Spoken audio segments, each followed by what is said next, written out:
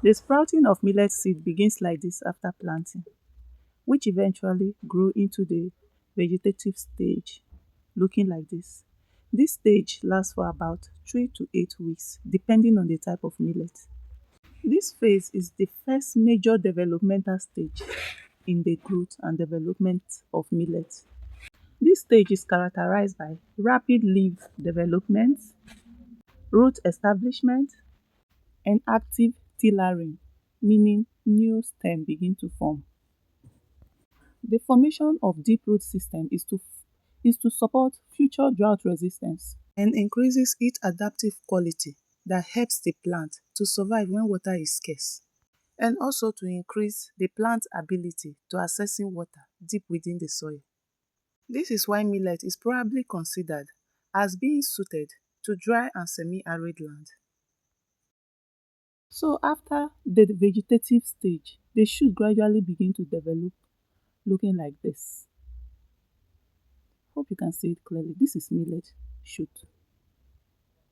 After which it starts flowering when it has developed enough foliage and structure to support production.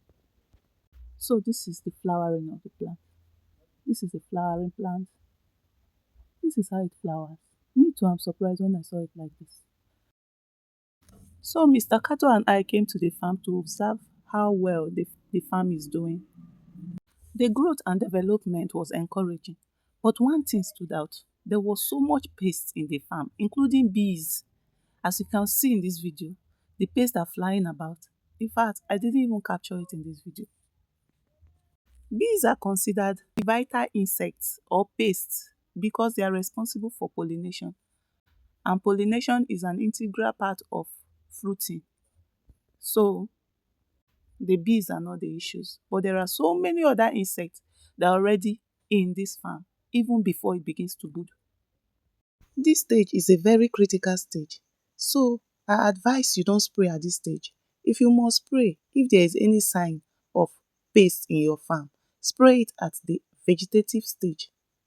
Because at that stage, the plants are actively growing and less likely to be damaged. So here comes the harvesting stage. Millet is usually harvested when the head or grain clusters are fully mature, dry and golden. Traditionally, harvesting begins with cutting the stalk using sickle or knife.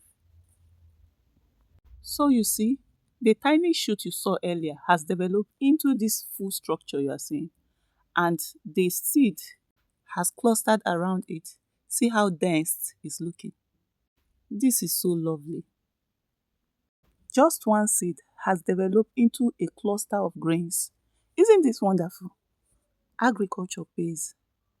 So harvesting millets can be done in the manner you see Mr. Kato doing right here. You hold onto a stalk and then you cut the plants from it.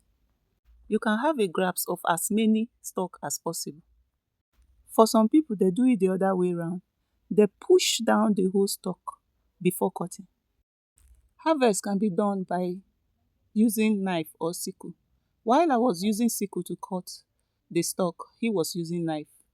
So after harvesting it from the farm, the next phase is processing it into a simpler form where you can give it a shelf life. So after harvest, the stalk are taken home, dried in the sun for some time, especially during the rainy season to prevent spoilage and to reduce the moisture content. So this is the millet on the mat and it's drying in the sun. So after this phase, the millet are usually transferred to locally made ovens. Here you have some millet inside the oven. And at the door of the oven, fire is usually made and the heat is taken in by air to make the millet more dry and ready for stretching. So let's discuss stretching. Stretching is simply the separation of the grains from the stalk. And this can be done by pounding or simply using simple tools like stick to beat the grains out of the stalk. When these grains are well dried, We simply transfer them from this very local oven you are seeing directly into the mortar, and from there we start pounding. This video completely explains all the details that you need to know about farming and processing. So this is my little sister here pounding the millet in the mortar. So after pounding, the millet are poured into big or average bowls for rocking. So this is my grandma preparing to rock the millet. This process pushes the debris to the top surface of the millet and they are removed by her, just as you see her doing in this video.